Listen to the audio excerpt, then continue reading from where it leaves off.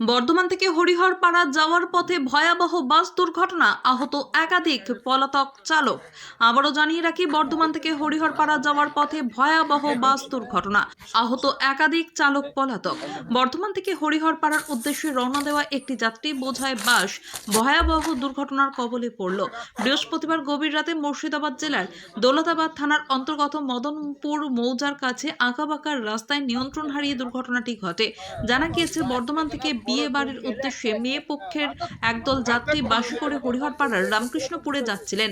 গন্তব্যে পৌঁছানোর আগেই রাতের অন্ধকারে বাসটি আচমকা নিয়ন্ত্রণ হারিয়ে রাস্তার ধারে দুর্ঘটনায় কবলে পড়ে। দুর্ঘটনায় বাসে থাকা একাধিক যাত্রী আহত হন। দুর্ঘটনার পর স্থানীয় বাসিন্দারা দ্রুত উদ্ধার কার্যে নেমে পড়েন।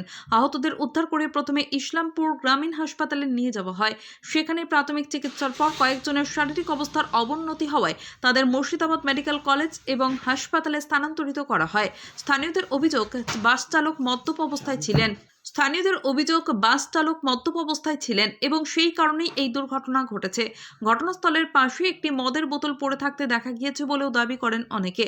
তবে চালক দুর্ঘটনার পর থেকেই পলাতক, ফলে তিনি সত্যিই মদ্যপ ছিলেন কিনা তা নিয়ে ধোঁয়াশা তৈরি হয়েছে। খবর পেয়ে ঘটনাস্থলে প্রশাসন তদন্ত শুরু করেছে। মোবাইলে দেখে গাড়ি চালাচ্ছিল, ড্রাইভার সম্ভবত ড্রিঙ্ক ছিল, ঠিক আছে। এবার সে অবস্থায় গাড়ি মোবাইল ট্যাগ করলে হয়তো বাঁদিকে যেতে হতো, সে জায়গায় ডান দিকে ঢুকিয়েছে গাড়ি। এবার ঢোকানোর পর এই তো এবার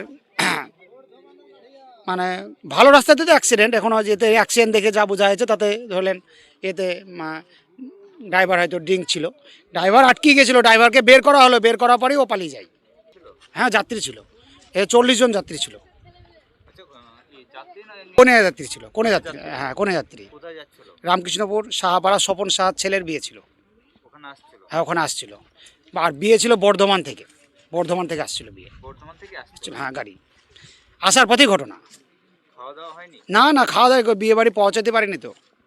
পরে আবার সব খামগুলোকে ইসলামপুর হসপিটাল, তারপর ট্রান্সফার করে আপনার বহরমপুর পাঠানো হয়েছে, ওখানে ভর্তি আছে। আর দুটো গাড়ি আসছিল, একটা গাড়ির প্যাসেঞ্জার ঠিক ছিল, সেগুলো নিয়ে গিয়ে রাত্রে সে তাদের আপ্যায়ন করা হয়। খামক্ষতি হয়েছে, এমনি হাত পা ভেঙে গেছে, মাথা টাথা ফেটে গেছে এইসব, তাছাড়া মারা যায়নি কেউ, অল্পর জন্য রেহাই পেয়ে গেছে। বাস 4 লোড ছিল, দুটো বাসে 80-85 জন যাত্রী ছিল। আমার ভাইয়ের বিয়ে ছিল, হ্যাঁ ভাইয়ের বাড়িতে আসছিল, নিমন্ত্রণ ছিল। আমার নাম সঞ্জিত সাহা, বাড়ি রামকৃষ্ণপুর।